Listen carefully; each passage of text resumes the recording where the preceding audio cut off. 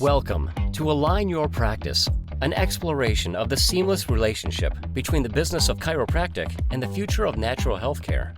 Join us as we engage with an array of talent, from seasoned experts to passionate new entrepreneurs. Now, here's your host, Dr. Joe Esposito. Hello and welcome to Align Your Practice podcast. This is Dr. Joe Esposito. I'm here with one of my good friends and amazing chiropractors, Dr. Cliff Fisher. How you doing, Doc? Awesome. So good to see you.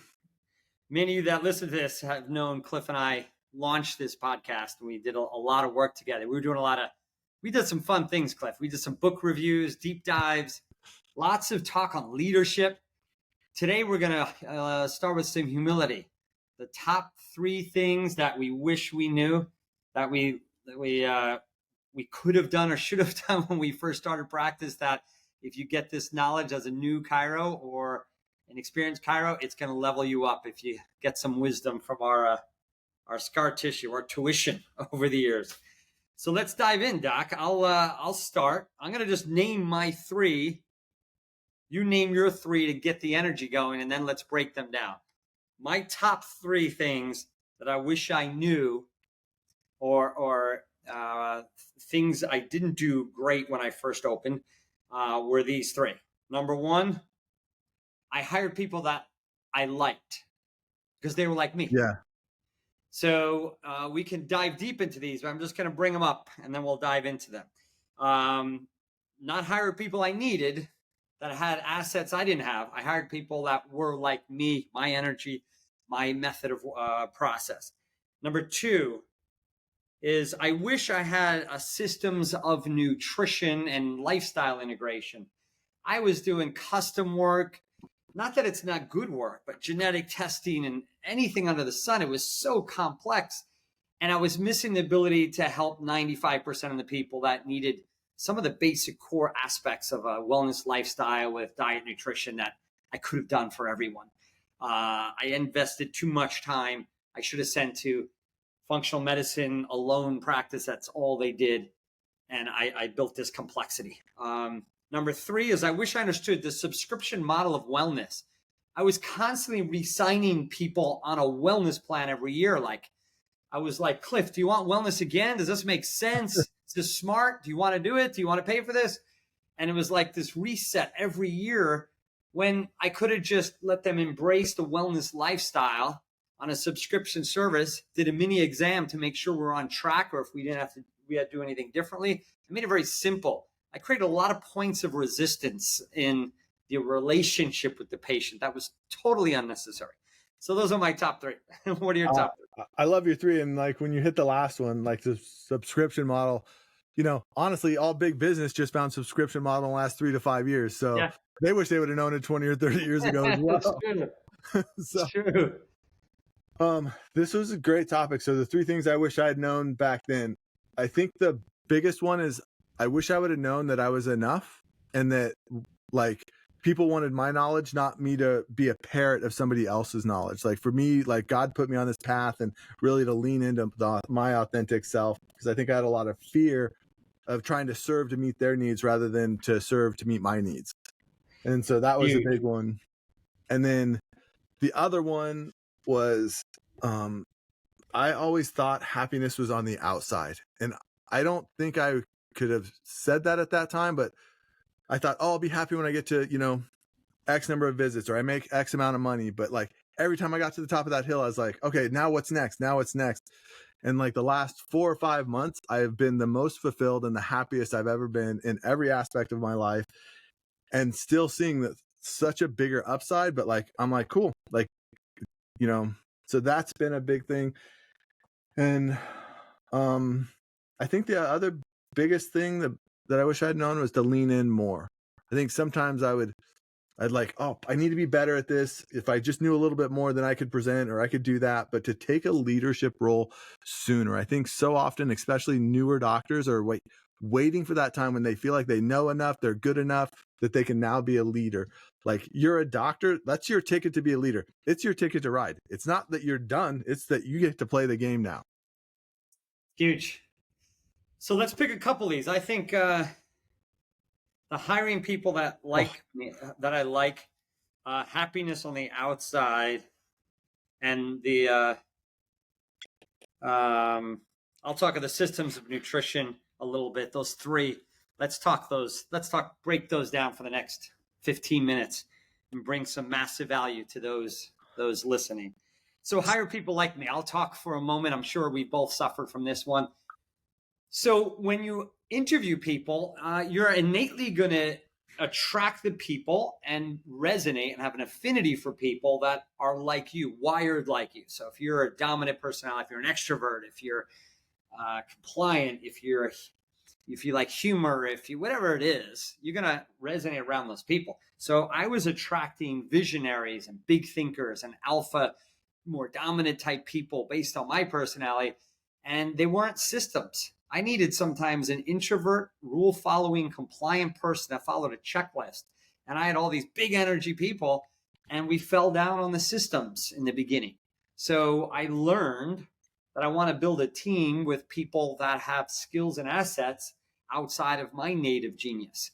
So I didn't learn that for a number of years, and we grew like a machine, but it was messy and hard and volatile and scary because I had a lot of these big thinkers that didn't create systems behind it. What is your experience with that story I'm telling from my experience? So when we were talking, I was just writing my notes down. Like, you grew on your passion, hard work, and on your shoulders, and then so that's how you grow. Versus like when you hire the right people, you grow intentionally. And so when you were talking about the hiring right, I don't know that I even ever had a conscious thought. I think I was very unconscious when I was hiring. I was just like, oh, yep, they'd be great. I can make them work. I can train them to do the things I need them to do, versus like being conscious. And I think that's one of the big values with Align Life is they have a whole system that'll tell you who's this person hardwired to be, and then put him in the right role. Versus like sometimes I would hire a quarterback when I really needed a left tackle to protect me, the quarterback. To guide that, I'd hire another quarterback and we'd have two great quarterbacks, but we wouldn't have no blocking. And so I think it was just more of unintentional. I think the intention has been the biggest shift for me in the hiring the right person. You know, I want to give just a simple plug that Cliff does work with Align Life to teach the team their inherent value on themselves, their strengths, helped me and our whole entire team on how to find value in ourselves and how we can unify as a team, become vulnerable, and on and on and on. I can't say enough about it. But if you get the link below in the show notes, just to reach out to support@alignlife.com, and I can give you a link to his information. But I would highly recommend even a small office, if Cliff, you have programs for this. It's called DLI, and it just helps so many people in my life that I highly recommend. If you have a team that you want more unified, if you want to see the potential of the team more synergized, if you want to just feel true to yourself inside of your journey in business, you may be suffering like, am I enough? Or am I, like Cliff was saying, it's a true solution. So anyway, if you guys want that experience, I'd love to give some insight from my experience. Just go in the show notes and reach out, and I'd love to talk through it. So anyway, that's a big lesson. So the lesson there, guys, those that are listening, is figure out who the person is, the job description, the personality, the structure of the job, and then write the ad for that person, not for you. And that's general advice on that. The next one, happiness, was on the, Cliff, you were saying you thought happiness on the outside, a typical cliche of I'll be happy when I hit 100 visits, when I buy the house, when I get the wife, when I buy the car, when I reach this, like, and then you're like never happy on the journey. I'll let you talk that first, and then I'll give you some insight on my side. So literally it took me getting hit by a car to really understand this, because I was in 2013. I was driving, I had the car, I had a wife and a family, the house, the practices and everything. And I got hit. No fault of mine. I got rear-ended, herniated 2 discs in my neck, tore my rotator cuff. And all of a sudden I took a step back to look around like, oh my gosh, I'm happy with this. I'm happy with this and happy with that. And of course it's 4 or 5 days before my 40th birthday, go through the midlife crisis. I go through a divorce. I upend my whole family.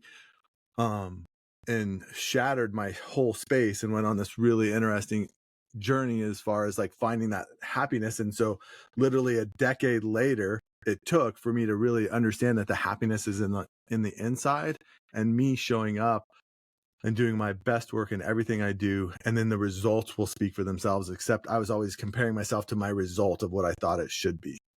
So if you don't have the result, you can't gain happiness. So Right. yeah, I'm excited about how we've changed the showcase of Align Life to new doctors. We actually start by understanding the story of what they'd like in 3 years from today, a detailed story, refined with adjectives and emotion and your five senses involved in a story to see what is it that you want, and then backtracking to core values, and then understanding how you're wired, and then authentically seeing, can we, with the way you're wired and our system, create this reality?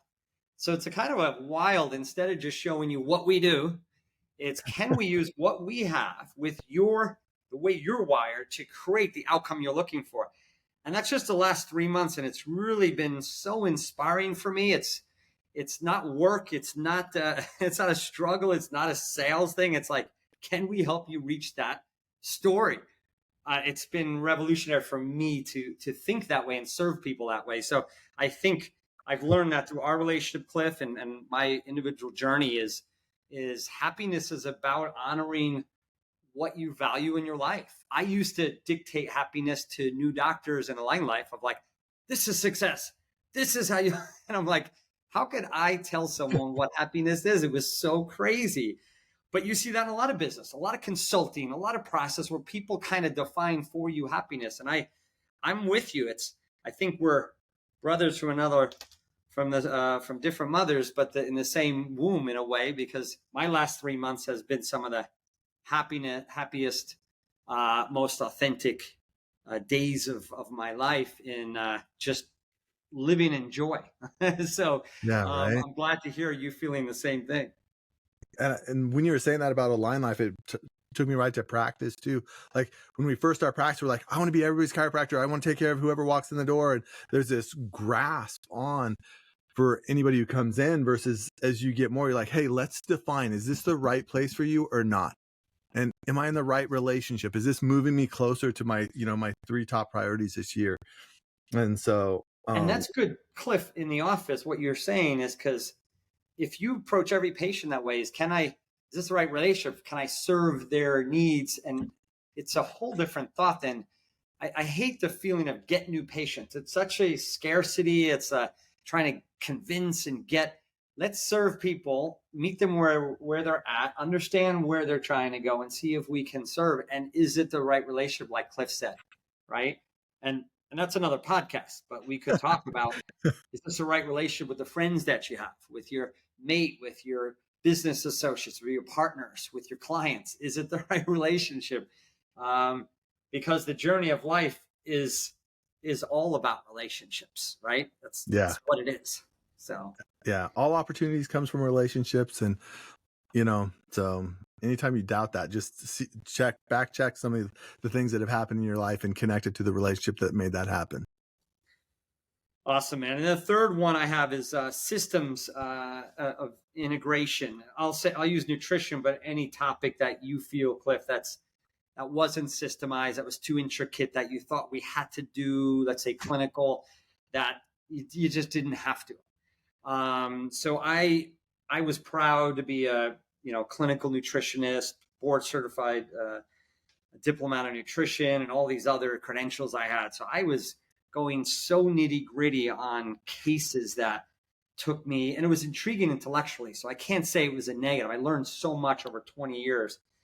But 20 years later, when I'm seeing terminal cancer patients, after all the knowledge I've gained over 2 decades, first thing I did is, how's your water intake? And the second thing I was like, what's your sugar intake versus your fiber and your protein and your carb and your green leafy vegetables and, antioxidants? And then, how's your stress? How's your breathing patterns? How do you sleep? Like, that's where I ended up after 20 years. And, I have a cancer patient, a terminal cancer patient, real short story here, that I met here in Puerto Rico, sitting at a cigar bar with a friend, and the guy sits down, lights a cigar, and he's trembling with his hand. I don't know if I told this story in the podcast, but it was pretty wild. And he seemed kind of uncomfortable. And we said, what's going on? He said, I just came to terms that I'm going to die in the next 90 days. I was told to go to hospice. I can't get treated, and I'm going to, he's going to die. And I said, well, it's a choice, Making a long story short, I said, think about it. Call me tomorrow if you want some help. Called me the next day. It's been 6 months. The guy came over, taught him how to breathe and exercise and eat, basic stuff. Lost 40 pounds. I saw him playing pickleball 4 days ago when he was going to die 6 months ago. And what did we do? We helped his innate understand and give it the tools it needs to function optimally. And I'm not knocking the detailed work you can do, because it's beautiful stuff.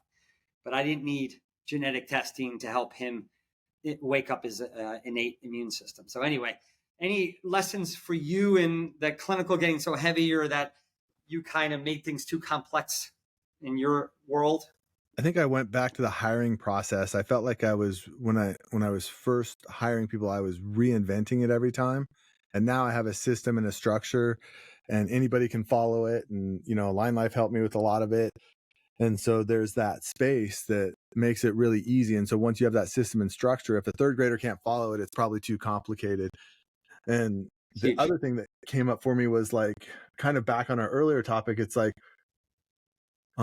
we want to help all these people, but really only 10% of the population is probably looking for the solution that you have. So I'm always trying to now to get to who's the 10% for me that's like part of my tribe that wants the same thing that I want. Like, everybody says they want to be healthy. Everybody says they want to be successful, but literally across the board, 10% will do the work to get there on either one of those two topics. Yeah, it makes me think of a number of things, what you just said, because I wasn't thinking about the staffing. That's huge. To go from the top, what I was saying in the nutrition side, now we have programs of implementation, a detox program, simple lab test to customize nutrients. So we have stuff in Align Life that is templated, but highly clinically effective programs that you can reproduce. And thanks, Cliff, to some of the journey we've had on making things simpler over the years. But the second thing is the onboarding. You're right. Every time you brought someone on, there wasn't really onboarding. It was custom teaching based on that person. I don't know why we did that. The third is every time I did a workshop or a lecture, I had to do a new one. Every time. Oh, yeah. I studied for hours to do a lecture.